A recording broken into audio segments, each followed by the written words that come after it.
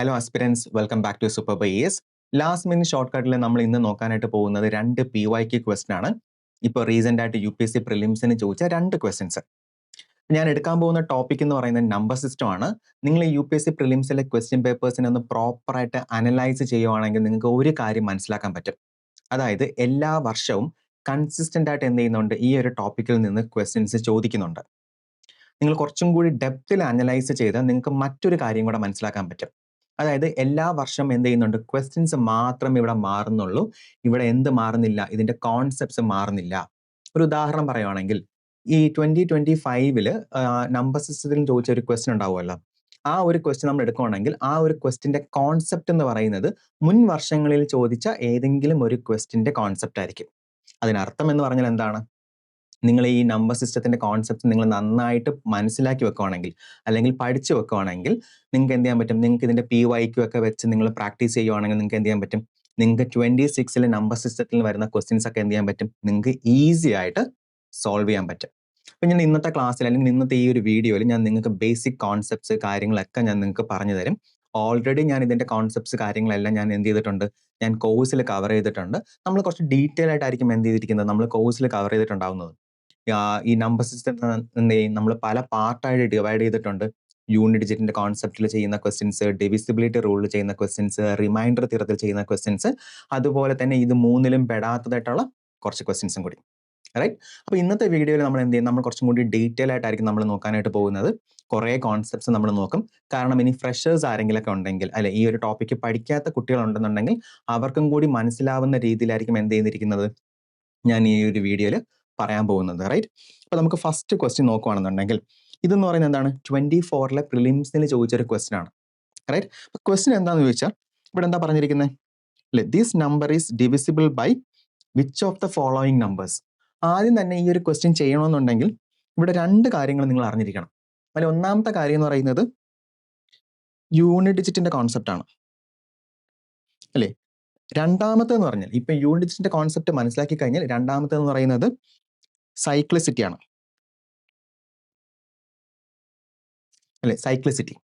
അപ്പം എന്താണ് ഈ സൈക്ലിസിറ്റി എന്നും എന്താണ് യൂണിറ്റ് ഡിജിറ്റ് എന്നുള്ളത് ഞാൻ പറഞ്ഞു തരാം. യൂണിറ്റ് ഡിജിറ്റ് എന്ന് പറയുന്നത് ഒന്നുമല്ല, ഒരു നമ്പർ തന്നിട്ടുണ്ടെങ്കിൽ ആ നമ്പറിന്റെ ലാസ്റ്റ് ഡിജിറ്റിനാണ് നമ്മൾ എന്തെന്ന് പറയുന്നത്, നമ്മൾ യൂണിറ്റ് ഡിജിറ്റ് കൊണ്ട് ഉദ്ദേശിക്കുന്നത്. ഉദാഹരണം പറയുകയാണെങ്കിൽ ഇപ്പോൾ 123 + 456 ഈ ഒരു നമ്പർ ആണെങ്കിൽ നമുക്ക് ഈ നമ്പറിന്റെ യൂണിറ്റ് ഡിജിറ്റ് എന്തായിരിക്കും, അല്ലെ, ഈ നമ്പറിനാണെങ്കിൽ യൂണിറ്റ് ഡിജിറ്റ് എന്ന് പറയുന്നത് 3 ആണ്, ഇതെന്ന് പറയുന്നത് 6 ആണ്.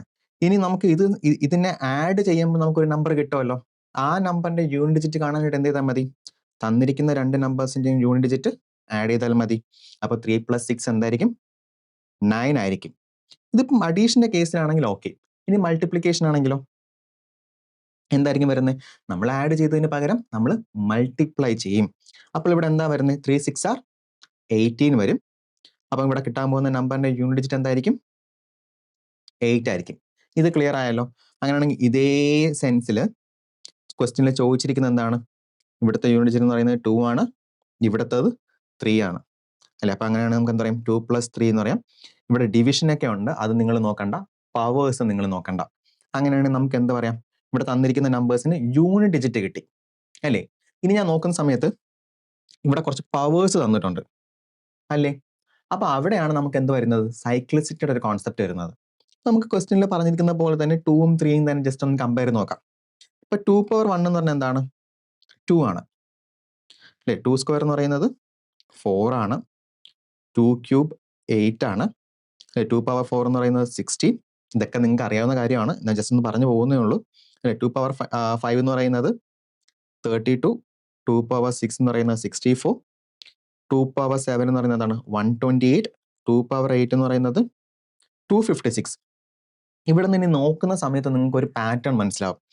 അതായത് എന്താണ്, യൂണിറ്റ് നോക്കിക്കേ, 2, 4, 8, 6, 2, 4, 8, 6. അതായത് ഒരു സർട്ടൺ നമ്പർ കഴിയുന്ന സമയത്ത് എന്ത് പറ്റുന്നുണ്ട്, ഇതിന്റെ സൈക്കിൾ ഇങ്ങനെ റിപ്പീറ്റ് ചെയ്യുവാണ്, അല്ലേ. അതായത് എന്താണ്, ഇവിടെ ഓരോ 4 നമ്പർ കഴിയുമ്പോഴും ഈ സൈക്കിൾ ഇങ്ങനെ റിപ്പീറ്റ് ചെയ്ത് പോവുകയാണ്. അങ്ങനെയാണെങ്കിൽ നമുക്ക് ഇവിടുത്തെ അല്ലെങ്കിൽ ഈ പറയുന്ന നമ്പറിന്റെ യൂണിറ്റ് ഡിജിറ്റ് കാണാനായിട്ട് എന്ത് ചെയ്താൽ മതി, നമ്മളിത് ഫുള്ള് ചെയ്ത് നോക്കണോ, വേണ്ട. അവിടെ അതിന് പകരം നമുക്ക് എന്ത് ചെയ്യാം, 4 കൊണ്ട് 4 കൊണ്ട് ഡിവൈഡ് ചെയ്ത് നോക്കാം അല്ലേ? ഇപ്പൊ ഉദാഹരണം പറയുകയാണെങ്കിൽ ഇപ്പൊ നമ്മുടെ അടുത്ത് 2 പവർ 22 ആണ് ചോദിച്ചെങ്കിലോ, നമുക്ക് 4 കൊണ്ട് ഡിവൈഡ് ചെയ്യണമെങ്കിൽ ഇവിടെ എന്തായിരിക്കും വരുന്നത്? 20 എന്ന് പറയുന്ന 4ന്റെ ഒരു മൾട്ടിപ്പിൾ ആണ്. ഇപ്പൊ റിമൈൻഡർ 2 ആയിരിക്കും. അങ്ങനെയാണെങ്കിൽ ഇവിടെ എന്തായിരിക്കും വരുന്നത്? 2 സ്ക്വയർ ആയിരിക്കും. 2 സ്ക്വയർ എന്ന് പറയുന്നത് എന്താണ്? 4 ആണ്. അപ്പൊ നമുക്ക് എന്ത് കിട്ടും? നമുക്ക് ആ നമ്പറിന്റെ യൂണിറ്റ് ഡിജിറ്റ് അറിയാം, 4 ആണെന്ന് അറിയാം. സെയിം ഇവിടെ നമുക്ക് എന്ത് ചെയ്യാം? ഇവിടെ നമുക്ക് 4 കൊണ്ട് ഡിവൈഡ് ചെയ്യാം. ഇനി അടുത്തൊരു കോൺസെപ്റ്റ് എന്ന് പറയുന്നത് ഡിവിസിബിലിറ്റി റൂൾ ആണ്. അപ്പൊ നമുക്ക് ഒരു നമ്പറിനെ 4 കൊണ്ട് ഡിവൈഡ് ചെയ്യണമെന്നുണ്ടെങ്കിൽ എന്ത് ചെയ്യാം? ഫുൾ അങ്ങ് ഡിവൈഡ് ചെയ്യേണ്ട, അതിന് പകരം ആ നമ്പറിന്റെ ലാസ്റ്റ് 2 ഡിജിറ്റ് നോക്കിയാൽ മതി. ഇവിടുത്തെ ലാസ്റ്റ് 2 ഡിജിറ്റ് എന്താണ്? 33 ആണ്. 33 എന്ന് പറയുമ്പോൾ എന്താണ്? 33 നമ്മൾ 4 കൊണ്ട് ഡിവൈഡ് ചെയ്യുവാണെങ്കിൽ എത്രയായിരിക്കും റിമൈൻഡർ വരുന്നത്? 32 എന്ന് പറയുന്നത് 4ന്റെ ഒരു മൾട്ടിപ്പിൾ ആണ്. അങ്ങനെയാണെങ്കിൽ ഇവിടെ വരുന്ന റിമൈൻഡർ എന്താണ്? 1 ആണ് അല്ലെ? 2 പവർ 1 വന്നു. ഇനി 3ന്റെ കേസിൽ എന്തായിരിക്കും വരുന്നത്? സെയിം.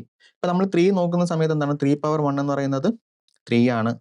3 സ്ക്വയർ എന്ന് പറയുന്നത് 9 ആണ്. 3 ക്യൂബ് എന്ന് പറയുന്നത് 27. 3 പവർ 4 എന്ന് പറയുന്നത് 81. 3 പവർ 5 എന്ന് പറയുന്നത് 243. അതായത് ഇവിടെയും എന്ത് ചെയ്യുന്നുണ്ട്? ഈ സൈക്കിൾ ഇങ്ങനെ റിപ്പീറ്റ് ചെയ്ത് പോവുകയാണ്. അങ്ങനെയാണെങ്കിൽ നമുക്ക് എന്ത് ചെയ്യാം? ഇവിടെയും നമുക്ക് 4 കൊണ്ട് മൾട്ടിപ്ലൈ ചെയ്ത് നോക്കാം. 4 കൊണ്ട് ഡിവൈഡ് ചെയ്യാം. കാരണം നമുക്ക് എന്താണ്? കാരണം ഒരു സെറ്റ് നമ്പർ കഴിയുമ്പോഴത്തേക്കും ഈ സൈക്കിൾ ഇങ്ങനെ റിപ്പീറ്റ് ചെയ്തുകൊണ്ടിരിക്കുകയാണ്. അപ്പൊ നിങ്ങൾക്ക് ഇനി അടുത്ത വരുന്ന ചോദ്യം എന്ന് പറയുന്നത് എല്ലാ നമ്പേഴ്സിൽ വരുന്ന സമയത്ത് നമുക്ക് ഇങ്ങനെയൊക്കെ തന്നെ ആണോ എന്ന് ചോദിക്കും. അല്ല. അതിന് പറയാൻ കാരണം എന്ന് വെച്ച് കഴിഞ്ഞാൽ നമ്മൾ വേറൊരു എക്സാമ്പിൾ എടുക്കുവാണെങ്കിൽ, അതായത് ഇപ്പം മറ്റൊരു നമ്പർ ആയിരുന്നെങ്കിൽ ഇവിടെ 2ന് പകരം നിങ്ങൾ ഇമാജിൻ ചെയ്ത് നോക്ക്, ഇവിടെ 2ന് പകരം 4 ആയിരുന്നെങ്കിലോ? 2ന് പകരം 4 ആയിരുന്നെങ്കിൽ അവിടെ നമുക്ക് സൈക്ലിസിറ്റി എന്തായിരിക്കും വരുന്നത്? അതായത് ഈ 4 പവർ 1 എന്താണ്? 4 തന്നെയാണ്. 4 സ്ക്വയർ എന്ന് പറയുന്നത് 16 ആണ്. ഇനി 4 ക്യൂബ് എന്തായിരിക്കും വരുന്നത്? 64 ആണ്. 4 പവർ 4 എന്തായിരിക്കും വരുന്നത്? 256 ആണ്. ഇവിടെ നിങ്ങൾ നോക്കുന്ന സമയത്ത് മനസ്സിലാവും എന്താണ് ഇവിടുത്തെ യൂണിറ്റ് ഡിജിറ്റ് എന്താണ്? ആദ്യം 4 ആണ്, പിന്നെ 6, 4, 6. അങ്ങനെയാണെങ്കിൽ അടുത്തത് 4 ആയിരിക്കും, അടുത്തത് 6 ആയിരിക്കും. അതായത് ഇവിടെ എന്താ കോൺസെപ്റ്റ് എന്ന് പറയുന്നത്? ഇവിടെ ഓഡ് നമ്പർ ആണെങ്കിൽ അല്ലെ, പവർ ഒരു ഓഡ് ആണെങ്കിൽ എന്തായിരിക്കും? 4 ആയിരിക്കും വരുന്നത്. ഇനി പവർ ഒരു ഈവൻ നമ്പർ ആണെന്നുണ്ടെങ്കിൽ നമുക്ക് 6 കിട്ടും അല്ലെ?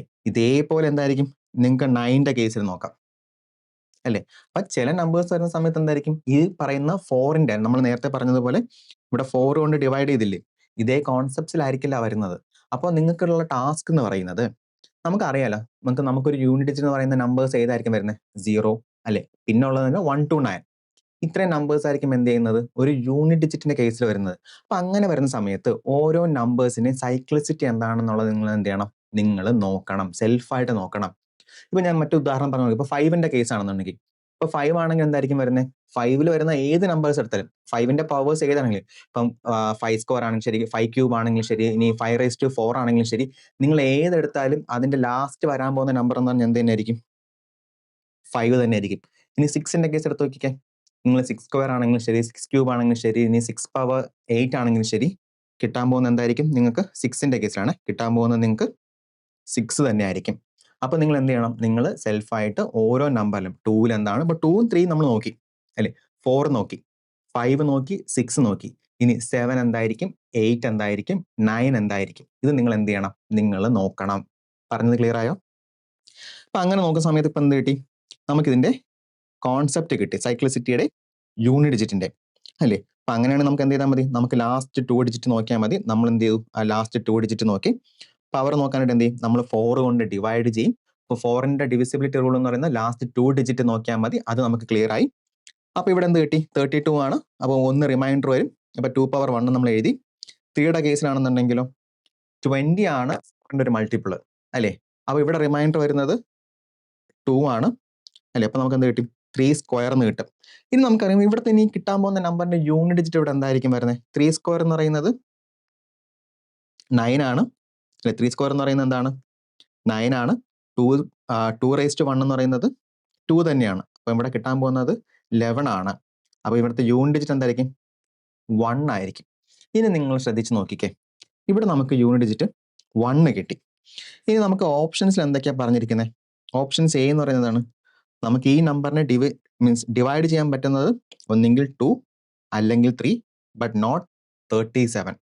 ഇമാജിൻ ചെയ്യും. 11 നമുക്ക് 2 കൊണ്ട് ഡിവൈഡ് ചെയ്യാൻ പറ്റും. 21 പറ്റും. ഇനി 901 പറ്റും.